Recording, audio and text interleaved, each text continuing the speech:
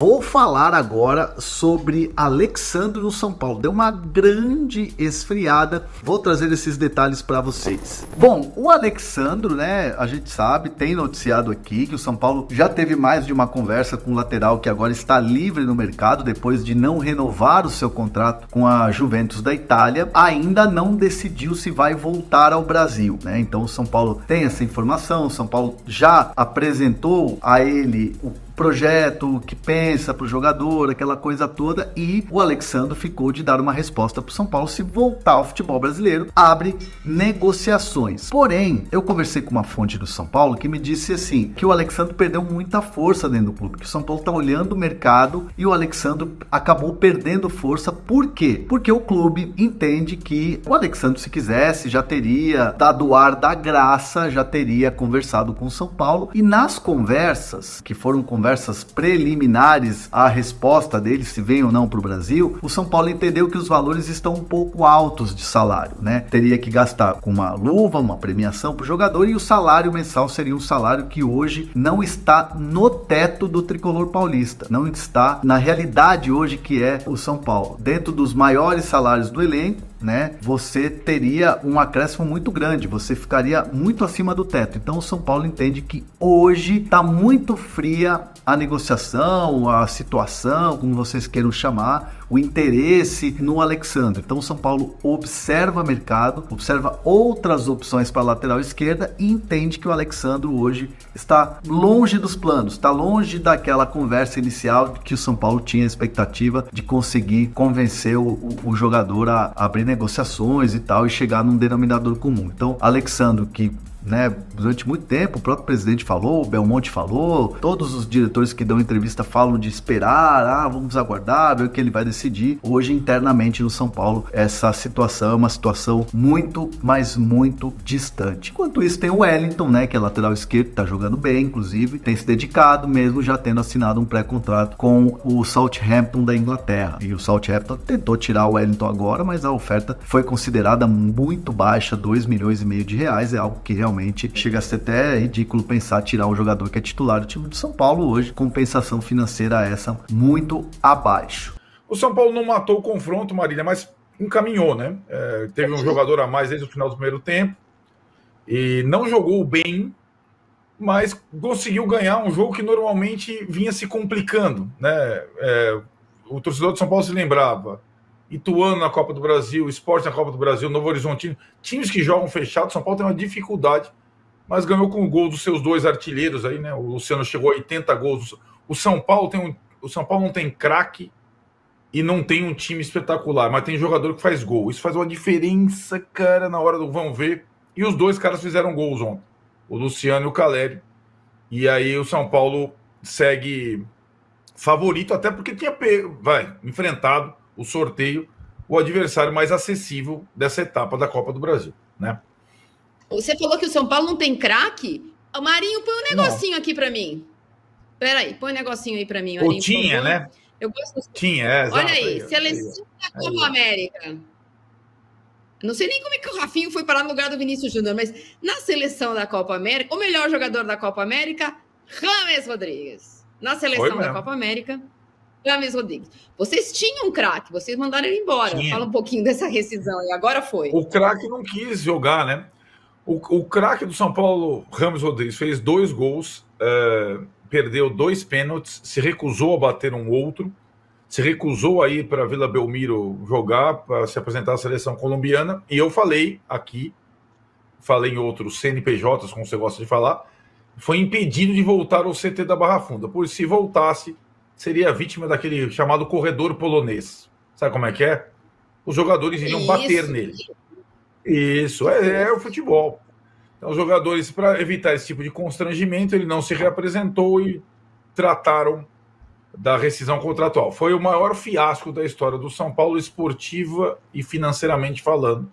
Tem muita gente que compara com Daniel Alves e outras situações, mas o Rames supera qualquer fiasco do São Paulo nos últimos tempos. Todos que acompanham o relator em relação ao Rames, agora foi, né? Passamos um ano falando que o Rames poderia ser e ele foi embora sem ter sido.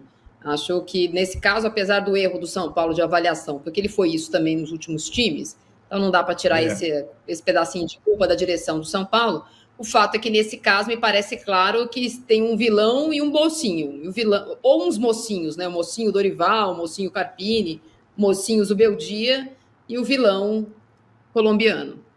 Renato. O Rames é um fenômeno, né? O Rames é um fenômeno. Quer dizer, um cara que é capaz de jogar tudo que ele joga na seleção colombiana e parece não ter essa mesma vontade de jogar nos clubes. Porque ele já passou por todos os clubes. Entendeu? O Real Madrid, ele teve no Real Madrid, deram a ele a camisa 10, gente. E ele, com essa preguiça dele, com essa falta de vontade de jogar futebol, para não usar uma palavra mais rude, ele simplesmente jogou fora todas as oportunidades em clubes e continua a jogar muito quando joga pela seleção colombiana. A explicação de que é porque a seleção colombiana joga toda para ele não me convence. É muito mais do que isso. Porque ele no São Paulo não mostrou nem sequer comprometimento, gente. Essas coisas de se recusar a bater pênalti, de se recusar a viajar com o resto do time. Gente, ele parece que está fazendo um favor aos companheiros de estar lá com a sua magna presença. Não consigo ver o Rames Rodrigues dando certo em clube nenhum.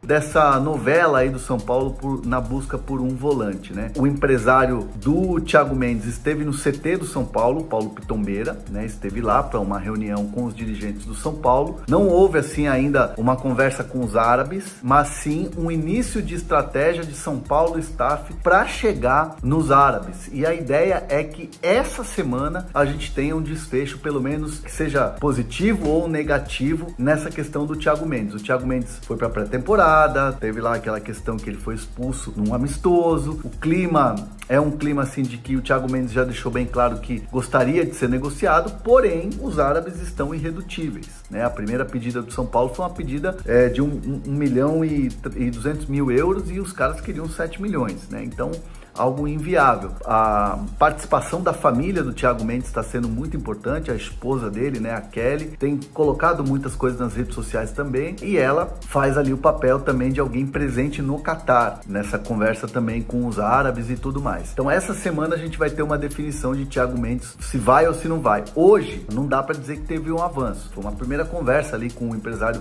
do Thiago Mendes, traçando estratégias, aquela coisa toda, mas ainda não se tem algo mais assertivo, mais avançado. No caso do Paul Fernandes, ela também não dá para dizer que é uma negociação que está avançando ou está avançada. São Paulo fez a proposta para o Boca, né, uma proposta de uma compensação financeira, já que ele está em final de contrato, né? O Paul Fernandes está 6 meses, já pode assinar um pré-contrato, mas o São Paulo precisa do jogador agora, quer o jogador agora, então tem que ter uma compensação financeira. E o que foi enviado ao Boca Juniors ainda requer uma negociação. Ainda o time argentino, por exemplo, tem interesse no Galopo, mas não é a ideia fazer uma negociação com o Paul Fernandes, né, num primeiro momento. Então, assim, o São Paulo tá bastante cauteloso em relação a essa pedida aí do que o Boca quer para abrir negociações e tal, mas o São Paulo entende que com o jogador é a parte mais fácil de se resolver. Inclusive, nas primeiras conversas foram muito positivas, o jogador deu sinal positivo. A questão que pega é mesmo com o Boca Juniors. E claro que